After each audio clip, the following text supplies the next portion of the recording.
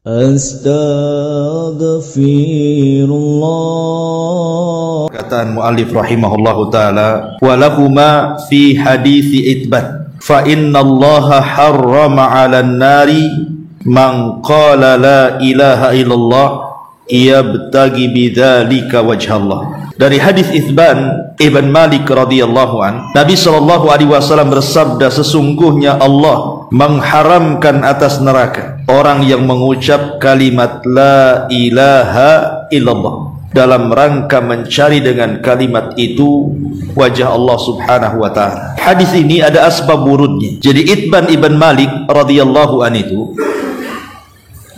adalah orang yang sudah tua, bahkan ada yang mengatakan dia buta. Dan biasa dia kalau melaksanakan sholat, maka dia sholat di masjid kaumnya Bani Salim.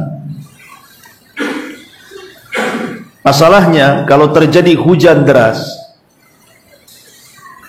dia tidak bisa berjalan dari rumah ke masjid karena selalu banjir. Akhirnya kemudian dia pun ingin membuat musolah dalam rumah. Kalau dia tidak bisa ke masjid, maka dia sholat di rumah. Jadi dia mengundang Nabi Shallallahu Alaihi Wasallam untuk datang ke rumahnya dan sholat di tempat yang ia akan jadikan musolah di situ. Maka Nabi Shallallahu Alaihi Wasallam adalah manusia yang tawadhu. Dia tidak memandang siapapun, apakah yang mengundangnya orang berada ataukah orang miskin. Rasul datang dengan Abu Bakar Siddiq radhiyallahu anhu. Kemudian sesampainya di rumah Itsban Ibn Malik radhiyallahu anhu, maka Rasul mengatakan, ya Itsban, di mana saya harus sholat yang akan kau jadikan musolah itu? Maka akhirnya Itsban pun mengisyaratkan, di sini wahai Rasul. Maka Nabi SAW kemudian salat di tempat yang diisyaratkan Itsban Ibn Malik. Kemudian Rasul mengatur shaf di belakangnya Itsban dan juga Abu Bakar Siddiq radhiyallahu anhu dan keluarga Itsban. Kemudian Nabi SAW salat 2 rakaat. Kemudian selepas salam, tiba-tiba Bani Salim mengetahui bahwa Nabi SAW ada di rumah Itsban Ibn Malik. Maka semua orang-orang datang ingin menemui Nabi SAW. Penuhlah rumah itu oleh orang-orang Bani Salim ini di rumah Itsban Ibn Malik. Masalahnya kemudian ada satu orang yang tidak hadir di situ. Kemudian orang-orang pun, Nabi SAW bertanya soal satu orang itu. Kata Nabi SAW, di mana orang yang namanya Malik, Malik ibn Dighinnah. Maka orang-orang mengatakan, ya Rasulullah, Malik itu munafik, makanya dia tidak hadir di sini. Maka Nabi SAW mengatakan, la taqul dzalik, kalian jangan mengucapkan kalimat itu. Karena Malik ibn Dighinnah itu, dia sudah mengucapkan kalimat la ilaha illallah yabtagi bidzalika wajhallah. Dia sudah mengucapkan kalimat syahadat, tidak ada sesembahan yang berhak disembah kecuali Allah, dan dengan kalimat itu dia mengharap wajah Allah azza wajalla. Maka para sahabat mengatakan, Allah dan Rasulnya yang tahu. Tapi bagi kami wahai Rasul, ucapan Malik ibn Dighinnah ini selalu mengarah mendukung orang-orang munafik. Maka Nabi SAW kemudian mengatakan, jangan mengucapkan kalimat itu. Fa innallaha harrama 'alan nar, kata Rasul, man qala la ilaha illallah yabtagi bidzalika wajhallah. Karena sesungguhnya Allah haramkan neraka bagi siapapun yang mengucapkan la ilaha illallah, yang dengan kalimat itu mencari wajah Allah subhanahu wa ta'ala. Maka para sahabat Nabi SAW pun terdiam. Ma'asyiral muslimin yang dimuliakan Allah subhanahu wa ta'ala, begitulah kedahsyatan kalimat la ilaha illallah. Apakah kemudian hanya semata-mata mengucapkan kalimat la ilaha illallah yang biasa kaum muslimin ucapkan dalam zikir-zikir mereka, itu sudah mencukupkan mereka terbebas dari api neraka dan dimasukkan ke dalam surga? Maka para ulama mengatakan tidak, ucapan saja tidak cukup. Karena kalimat la ilaha illallah itu ada syarat-syaratnya. Ada syarat-syarat yang harus dipenuhi, dan syarat itu mempengaruhi yang disyaratkan. Seperti orang sholat tidak wudu, sah tidak sholatnya? Tidak, karena wudu itu syarat daripada sahnya sholat. Maka begitu juga ucapan kalimat la ilaha illallah ini ada syarat-syaratnya. Apa saja syaratnya? Disebutkan dalam satu bait syair, syurutu la ilaha illallah sab'atun, wahiyal ilmu wal yaqin wal qabul wal inqiyad was sidq wal ikhlasu wal mahabbatu. Syarat la ilaha illallah itu ada 7. Ilmu, yakin, menerima, ketundukan, kejujuran, ikhlas dan cinta. Itulah syarat la ilaha illallah. Adapun ilmu, dengan ilmu inilah bisa meniadakan kejahilan. Dengan ilmu bisa meniadakan kejahilan. Makanya Nabi SAW mengatakan, man mata wa huwa ya'lam annahu la ilaha illallah. Bisa dikatakan barang siapa yang mati dan dia tahu bahwa di sana tidak ada sembahan yang berhak disembah kecuali Allah, dakhalal jannah. Berarti syarat mengucapkan la ilaha illallah kemudian dijamin masuk surga itu kalau dia punya ilmu. Bukan hanya sekedar mengucap. Dia punya ilmu apa sih makna la ilaha illallah itu. Kemudian yang kedua, adanya keyakinan. Karena keyakinan itu akan meniadakan keraguan-raguan. Allah subhanahu wa ta'ala berfirman, innamal mu'minuna alladzina amanu billahi wa rasuli thumma lam yartabu. Orang-orang yang beriman adalah orang-orang yang beriman kepada Allah dan Rasulnya, kemudian mereka tidak ragu-ragu. Ketika kita mengucapkan kalimat la ilaha illallah, tidak ada sembahan yang berhak disembah kecuali Allah, kita harus yakin bahwa Allah lah satu-satunya zat yang pantas kita sembah dan yang lainnya batil. Syarat yang ketiga, harus ada keikhlasan. Karena ikhlas itu meniadakan syirik dan riya. Allah subhanahu wa ta'ala berfirman dalam surah Az-Zumar ayat 3, ala lillahi dinul khalis. Ingatlah kepunyaan Allah subhanahu wa ta'ala, agama yang lurus, agama yang ikhlas itu. Qulillah a'budu mukhlisan lahuddin. Dalam ayat yang lain dalam surah Az-Zumar, katakan Allah aku sembah dengan sepenuh keikhlasanku kepada Dia. Makanya kemudian dalam hadis syafaat yang panjang sekali, Nabi SAW mengatakan, as'adun nas bi syafaati yaumal qiyamah man qala la ilaha illallah khalisan min qalbihi aw min nafsihi. Manusia yang paling bahagia dengan syafaatku, kata Rasul, adalah orang yang mengucapkan kalimat la ilaha illallah dipenuhi keikhlasan dalam hatinya.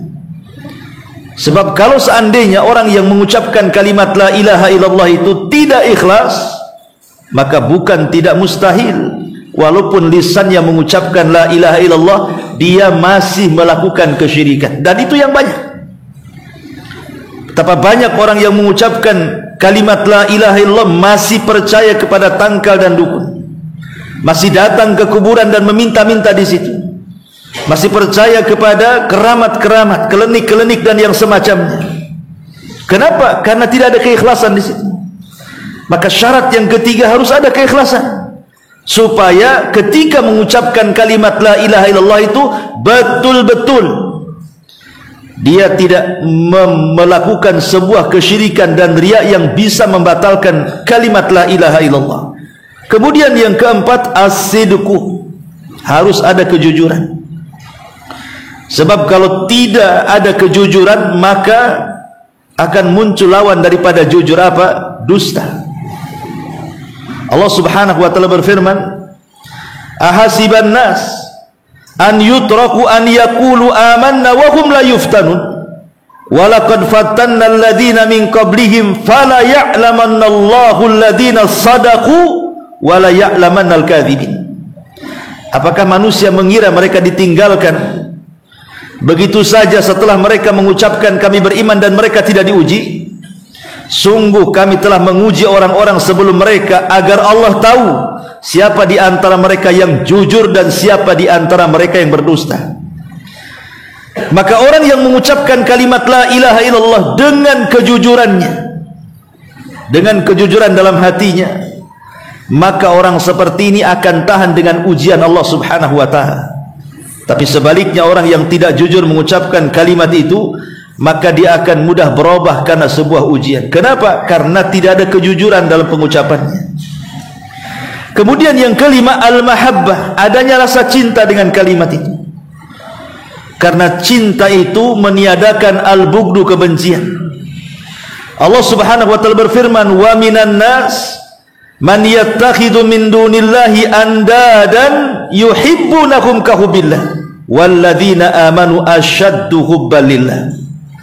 Sebagian manusia ada yang mengambil selain daripada Allah tandingan, di mana mereka mencintai tandingan-tandingan itu sama dengan mencintai Allah Subhanahu wa taala. Tapi orang yang beriman, mereka sangat dahsyat kecintaan kepada Allah Subhanahu wa taala.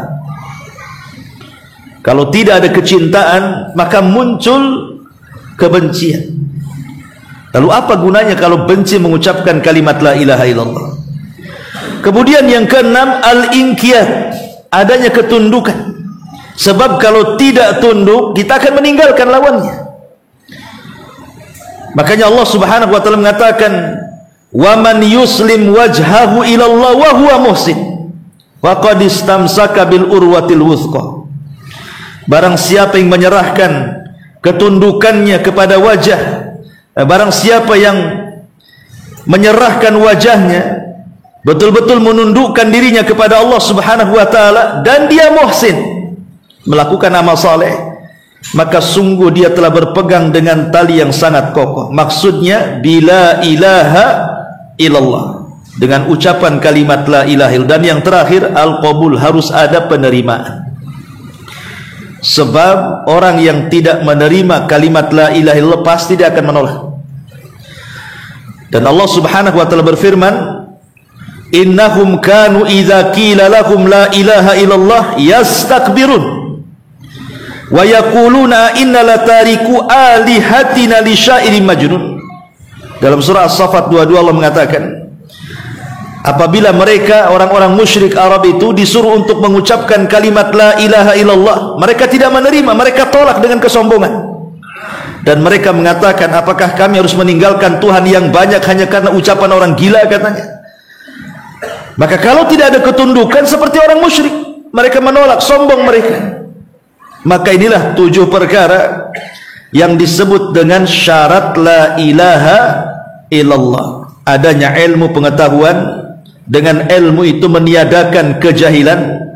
Yang kedua, adanya keyakinan, dengan keyakinan itu meniadakan keraguan-raguan. Yang ketiga, adanya keikhlasan, dengan ikhlas itu meniadakan kesyirikan dan riya. Yang keempat, adanya as-sidqu, kejujuran, karena jujur itu meniadakan kedustaan. Yang kelima, adanya cinta, karena dengan cinta itu meniadakan kebencian. Dan adanya al-inqiyad, ketundukan, agar kita tidak meninggalkan. Dan yang terakhir, al-qabul, penerimaan, karena kalau tidak menerima maka nanti akan ada penolakan dengan kesombongan.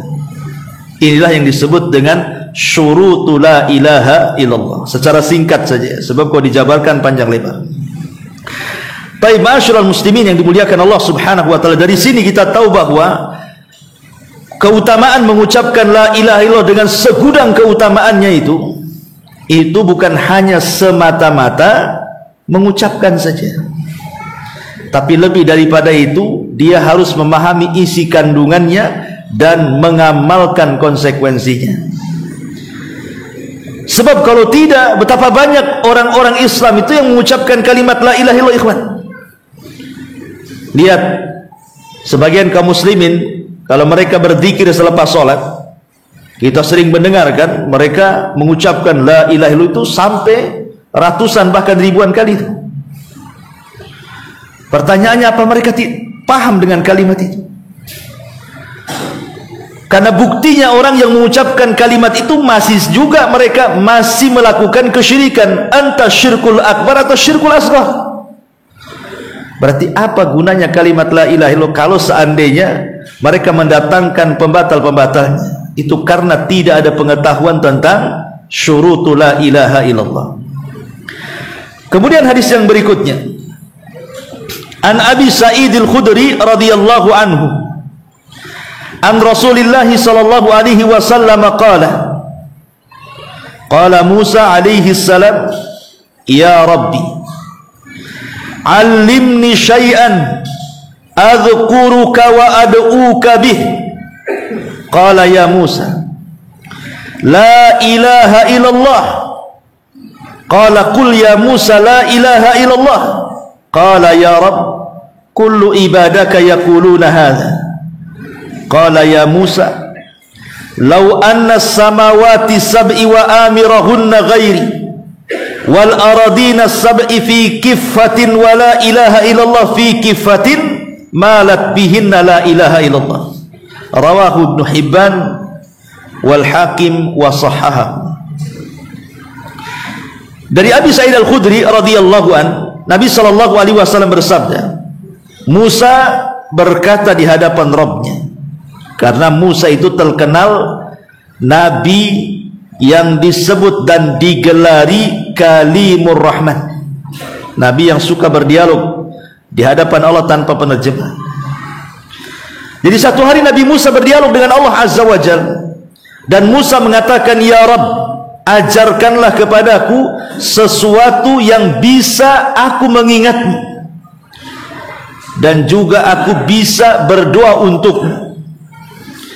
Maka Allah Subhanahu wa taala mengatakan, kul ya Musa la ilaha illallah, katakan ya Musa la ilaha illallah. Kemudian Musa mengatakan, ya Rabb, kalimat itu sudah banyak orang yang mengucapkannya, saya ingin lafaz yang lain selain daripada kalimat itu. Maka Allah mengatakan, ya Musa, seandainya, wahai Musa, seandainya tujuh langit beserta isinya dan 7 bumi beserta isinya ditimbang di satu neraca, kemudian la ilaha illallah ditimbang di neraca satunya, tentu kalimat la ilaha illallah jauh lebih berat dibandingkan bumi seisinya dan langit seisinya. Hadis ini dikeluarkan Imam Ibnu Hibban dan Hakim dan disahihkan. Tapi yang benar hadis ini lemah. Hadis ini dilemahkan oleh banyak para ulama. Alasannya karena ada seorang rawi bernama Darraj. Dia mengambil dari Abi Haytham, dari Abi Sa'id al-Khudri, dan ulama mengatakan Darraj atau disebut dengan Abu Samhi tidak mengeluarkan, atau Bukhari tidak mengeluarkannya dalam sahihnya. Bukhari hanya mengeluarkan dalam kitabnya yang lain, namanya Adabil Mufrad. Bahkan Imam Muslim sama sekali tidak mengeluarkan. sehingga sanadnya bukan atas syarat Bukhari Muslim atau salah satu dari Bukhari Muslim.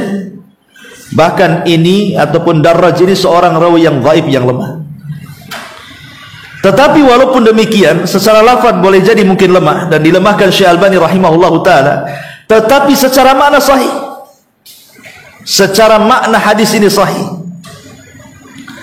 Kenapa demikian? Karena ada yang menguatkan hadis yang sahih yang dikeluarkan oleh Imam At-Tirmidzi dari Abdullah ibn Amr, yang disahihkan oleh Syekh Nasiruddin Albani rahimahullahu taala tentang hadis bitaqah. Pernah saya ceritakan kepada antum hadis bitaqah. Jadi nanti pada hari kiamat Allah Subhanahu wa taala akan datangkan satu orang di hadapan halayak orang ramai. Kemudian ditampakkan kepadanya 99 catatannya, semua keburukannya di hadapan manusia. Apa tidak malu coba? Ya. Kemudian Allah Subhanahu wa taala mengatakan, "Iqra, baca." Dan bentangkan satu catatan. Akhirnya kemudian dibentangkanlah satu catatan dari 99 catatan itu, rupanya jauhnya sejauh mata memandang, maddal basar. Dan itu semua isi catatan keburukannya. Sehingga kemudian Allah mengatakan, "Atunkiru dzamba hadza?" Apakah engkau mengingkari dosa ini itu, dosa ini itu? Adzalamaka katabata hafidun, ataukah ada para malaikat yang tugaskan menzalimi kamu sehingga ada yang tidak kau lakukan dia catat? Maka dia mengatakan, "La ya Rabb," tidak ya Rabb, semua benar, ini adalah tingkah laku dan dosaku di dunia gitu. Kemudian Allah mengatakan, "Falaka udhrun?" Apakah kamu punya uzur atau kamu punya kebaikan yang bisa menandingi catatanmu ini? Maka dia mengatakan, "Ya Rabb, sekalipun aku punya kebaikan, buat apalah dengan catatan sebanyak ini," katanya. Maka ketika dia lunglai, lemas, hampir melangkah ke neraka, dipanggil oleh Allah Azza wa Jalla. Kemudian Allah mengatakan, "Tidak, bahkan engkau punya kartu sakti," gitu. Kemudian Allah mengeluarkan bitaqah, kartu bertuliskan la ilaha illallah. Tapi dia nggak yakin juga dengan mengatakan, buat apalah kartu la ilaha illallah itu dengan catatan yang sebegitu banyak, 99 catatan, yang satu dibentangkan saja sejauh mata memandang, buat apa kalimat itu? Maka Allah mengatakan, "Sudah, kau timbang saja." Akhirnya ditimbanglah kartu bertuliskan la ilaha illallah dengan 99 catatan keburukan dia. Apa yang terjadi? Tasat bihinna la ilaha illallah, melesatlah la ilaha illallah jauh lebih berat dibandingkan 99 catatan itu. Hadis ini sahih. Inilah hadis yang memperkuat hadis dialognya Nabi Musa tadi. Secara makna sahih, tetapi secara lafaz hadis dialognya Nabi Musa itu lemahkan para ulama. Tetapi maknanya sahih dan dikuatkan dengan hadis ini. Termasuk juga dikuatkan dengan wasiatnya Nabi Nuh.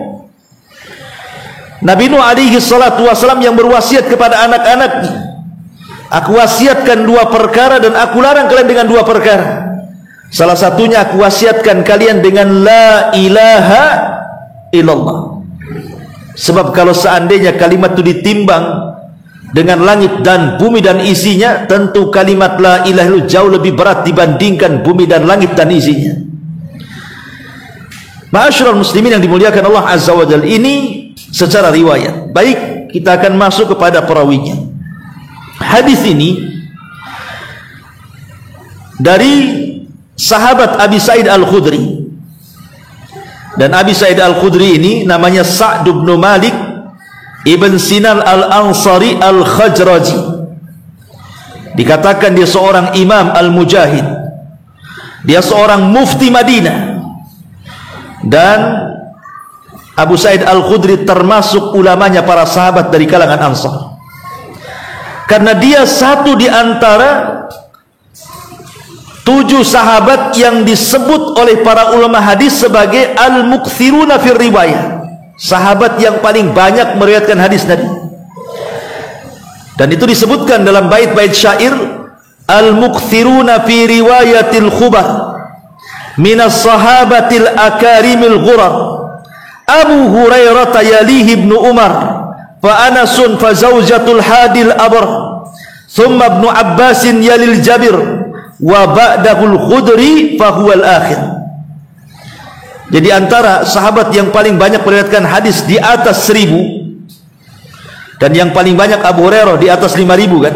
Abu Hurairah, kemudian Anas Ibnu Umar, setelah Abu Hurairah Ibnu Umar, kemudian Anas ibn Malik radhiyallahu an, kemudian istri Nabi Aisyah Ummul Mukminin radhiyallahu an, kemudian Ibnu Abbas radhiyallahu anhuma, dan yang terakhir Al-Khudri ataupun Abu Sa'id Al-Khudri radhiyallahu an. Jadi dia adalah urutan terakhir dari sahabat yang banyak meriwayatkan hadis Nabi sallallahu alaihi wasallam.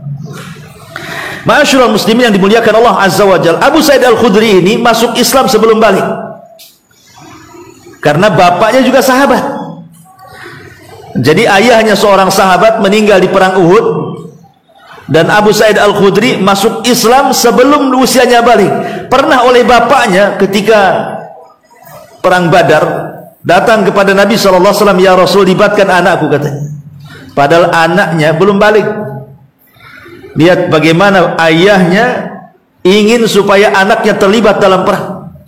Ya, sekarang anak Palestina itu kan belum balik pun mereka sudah ingin mati syahid. Ya wajar, karena mereka di front pertempuran kan itu. Tapi yang jelas bahwa bagaimana semangat keluarga ini, dibawa anaknya menghadap Rasul, ya Rasul, libatkan anak saya. Kata Rasul, anakmu belum balik.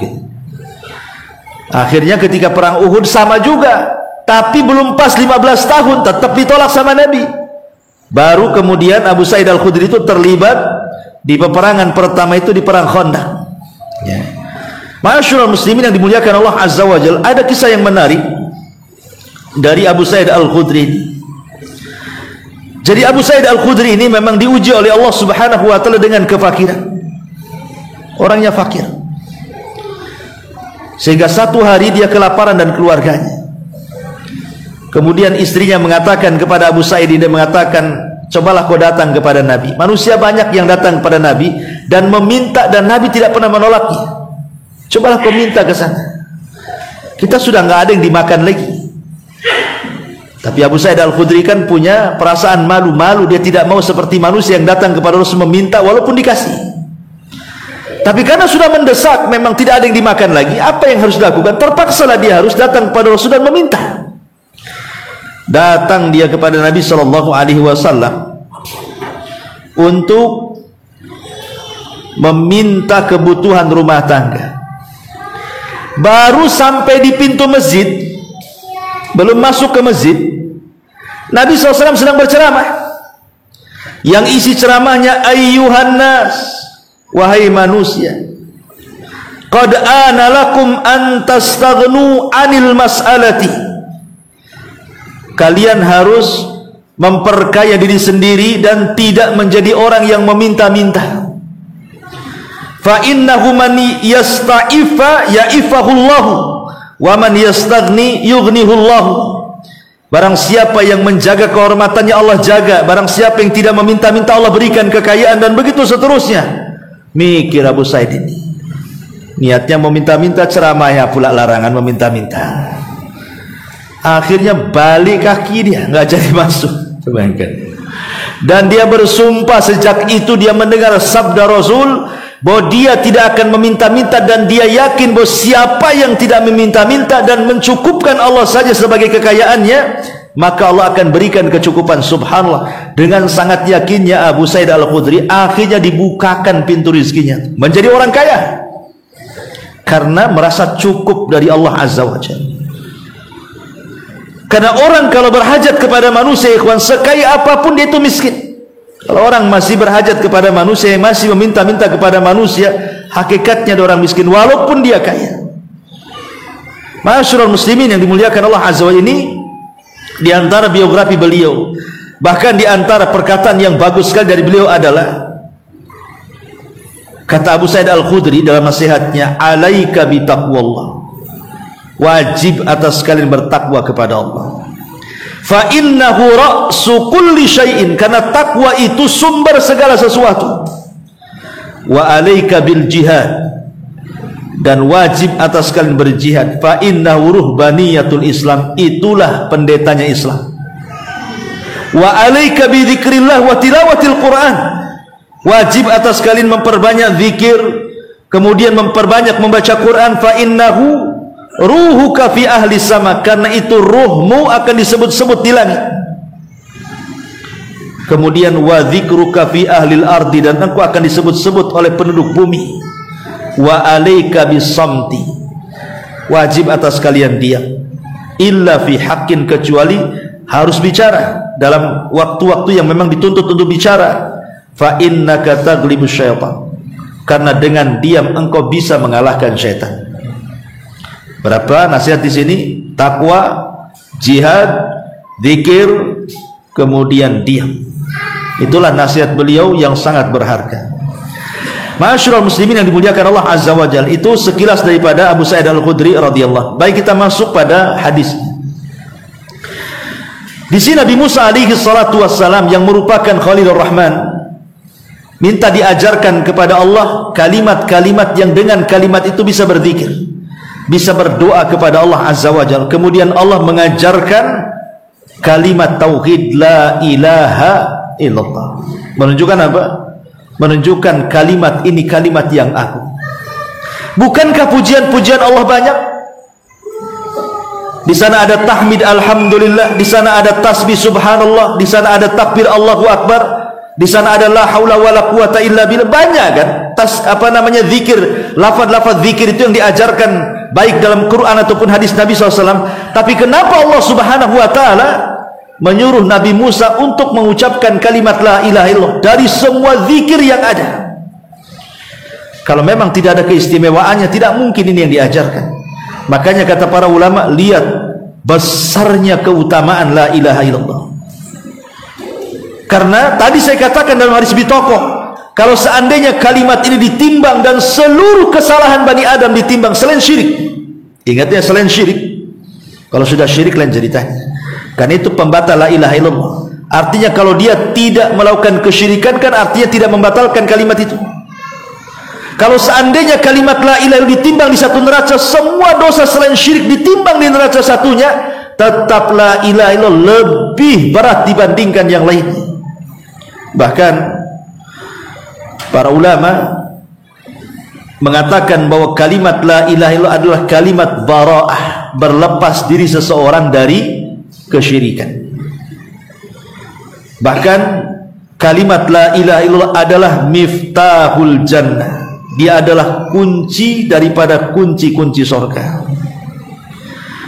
Dalam sebuah hadis Nabi SAW mengatakan, hadis ini keluarkan Imam Bukhari, man qala la ilaha illallah wahdahu la syarikalah lahul mulku wa lahul hamdu wa huwa ala kulli syai'in qadir fi yaumin mi'ata marrah kanat lahu ka'adli ashri riqabin wa kutibat lahu mi'atu hasanah wa muhiyat anhu mi'atu sayyi'ah wa kanat lahu hirzan minasyaitan yaumahu dhalik hatta yumsi wa lam ya'ti ahadun bi afdal mimma ja'a bihi illa ahadu amali akthar min dhalik. Kata Nabi SAW, barang siapa yang mengucapkan kalimat la ilaha illallah, tidak ada sekutu baginya kerajaan dan pujian, dan dia atas segala sesuatu maha mampu. Lihat bagaimana pahalanya, kata Rasul. Maka dia akan mendapatkan 100 kali pahala seperti memerdekakan 10 budak. Kemudian dicatat 100 kebaikan, dihapus 100 kesalahan, dan dia dijauhkan daripada setan hari itu sampai dia sore, dan tidak ada yang mampu mendatangkan seafdal kalimat la ilaha illallah. Dari sini lihat bagaimana kalimat la ilaha illallah itu memiliki segudang kebaikan kalau dijadikan zikir dan kita paham maknanya. Bahkan Nabi SAW mengatakan dalam hadis Anas ibn Malik radhiyallahu an, jadi Nabi SAW suatu hari mendengar suara azan di padang pasir, loh, ada orang azan. Tiba-tiba ketika dia mengucapkan Allahu Akbar, Allahu Akbar, maka Rasulullah SAW mengatakan alal fitrah, maka dia di atas fitrah. Tapi kemudian ketika dia mengucapkan asyhadu an la ilaha illallah wa asyhadu anna Muhammadar Rasulullah, kata Nabi SAW,